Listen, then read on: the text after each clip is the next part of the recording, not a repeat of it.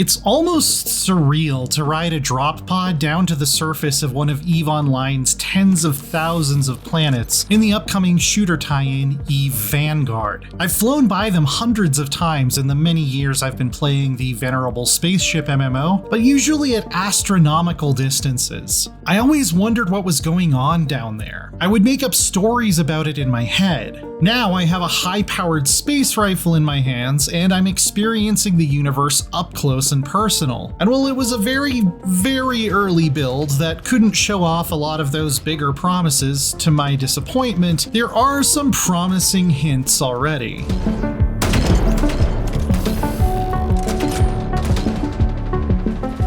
As a quick caveat, the footage you're seeing is, as I said, still from an early build, and a lot of things, including the weapon and enemy models, are not final. CCP just announced that Vanguard will be going into early access in summer 2026, so we've still got a while to wait. Also, the portion we got to play was only the session-based shooter maps themselves, and not the career and progression stuff that will be taking place back in space. But I got to talk to the devs about both, so we'll get into a bit of each here.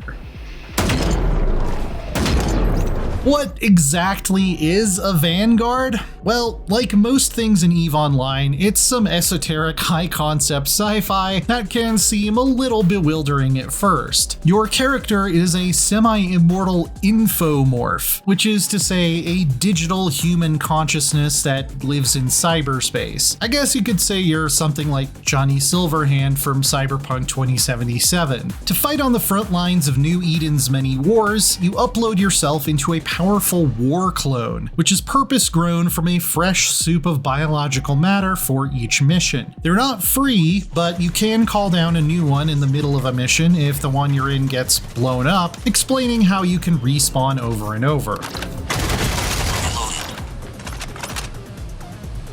On a scale from random cannon fodder to Master Chief, the devs said you can think of war clones as not exactly superhuman, but more like the absolute peak of human ability an elite athlete could achieve. They are renowned across the galaxy, and running into another player-controlled Vanguard on a deployment is meant to feel like a mini boss fight.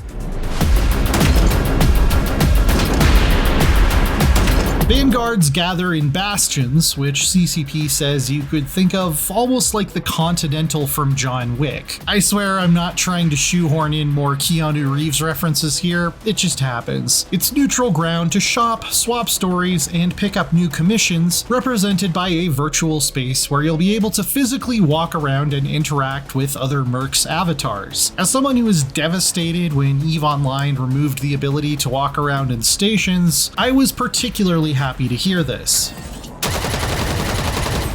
The really cool thing though is that these Bastions exist out in the same universe where EVE Online players are zipping around in their spaceships. The initial ones will be NPC controlled, but it will eventually be possible for players to attack, build, and even own their own Bastions. CCP hopes specific Bastions might develop a reputation as the place you go if you really need a job done right. And similar to how EVE has high-sec space where NPC law enforcement protects new players, and low or null sec where players are more free to PvP to their heart's content, new Vanguards will also be able to choose where they end up based on how interested they are in fighting other players. One of the biggest changes in philosophy EVE Vanguard has undergone since its reveal back in 2023 is how the guns themselves are being designed. We're moving away from sleek, understated military sci-fi into what the designers called an homage to the golden age of shooters, citing inspirations like Doom, Quake, and Unreal. There is still your standard space rifle, which comes in a few different faction variants, but I also got to play around with an energy shotgun with ricocheting projectiles that can fire in a spread pattern or a single massive orb of destruction if you hold down the fire button for a couple seconds. As more of a long-range enjoyer, my favorite was this high-powered sniper rifle that features the ability to hold your breath to line up a perfect shot. While the model is clearly unfinished, the reload animation of swapping out the little focusing crystal is slick and memorable as well. Like in EVE Online, almost everything you can use is gathered and crafted by players too. Even in a mission, I had to loot some corpses and spend a bit of time with my portable fabricator to top up my ammo. Mining and industry will also be a part of the Vanguard experience. It'll even be possible to specialize in it, though the devs warned me that you'll probably want to bring some backup with combat skills if you do. You might see me switching weapons with a debug menu here, which was just for the demo. Eventually, we'll be picking our loadout from the deck of our own battle barge ahead of deployment. This will also let us pick which kind of war clone to spawn, and we were told they will eventually come in all different shapes and sizes for different specializations. Vanguard will also have a bit of a separation from the main EVE economy. Notably, you don't buy guns and ammo with ISK, which is the main currency for the starship jockeys, since it wouldn't make much sense for a rifle to cost the same as a frigate. There absolutely will be ways for players of both games to work together and benefit one another symbiotically though. Some materials Vanguards can access planet-side might not be abundant in space, for instance. Another example I was given likened it to Star Wars Rogue One or Return of the Jedi, where an elite ground team might have to take down a shield generator so that the fleet above can attack a fortified station.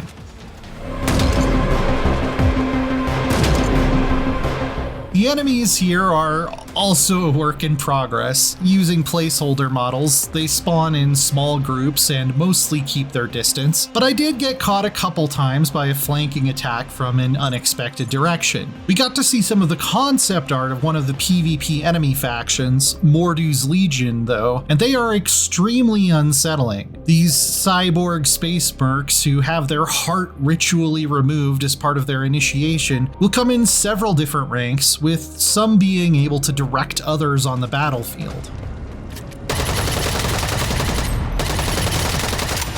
On any given deployment, you might end up running into these NPCs and other players. These arenas are massive, open-ended, and varied, a combination of procedurally generated terrain and planetary features, and handcrafted battlegrounds featuring the wreckage of some of EVE's recognizable starships. In this mission, there was debris actively streaking through the atmosphere as we fought, which was really awesome to watch.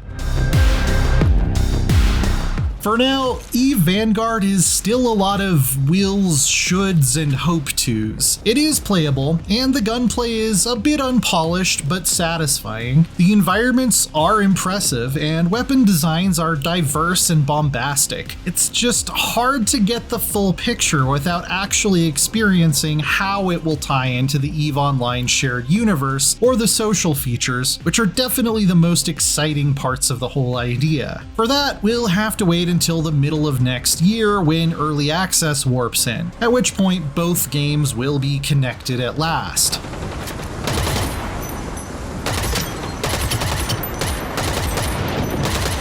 For more on the latest upcoming games, don't miss our previews of the Dune Awakening beta and Ninja Gaiden Ragebound. And for everything else in the world of video games, stick with IGN.